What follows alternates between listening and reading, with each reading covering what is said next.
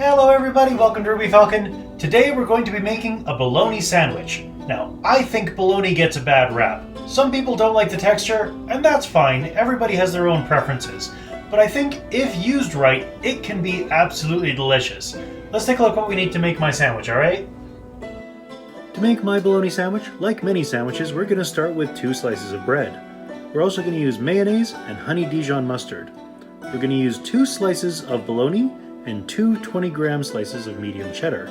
We're going to use half of a Roma tomato and a leaf of romaine lettuce.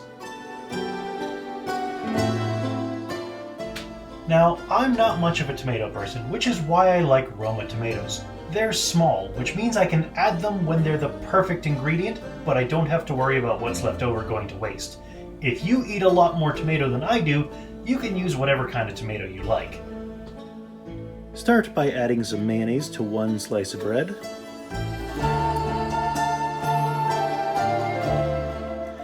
And adding honey Dijon mustard to the other one.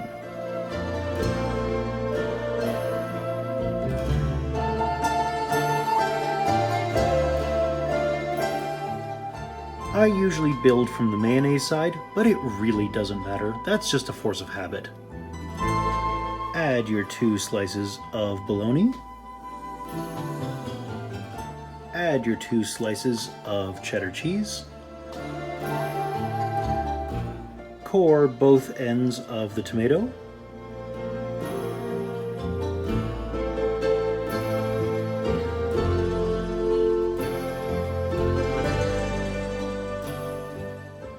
Slice it in half.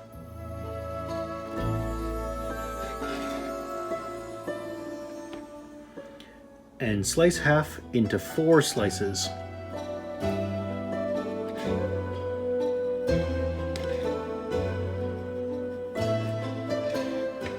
And add to your sandwich.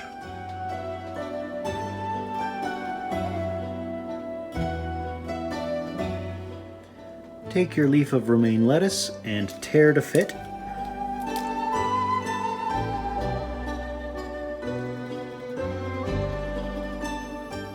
And close your sandwich.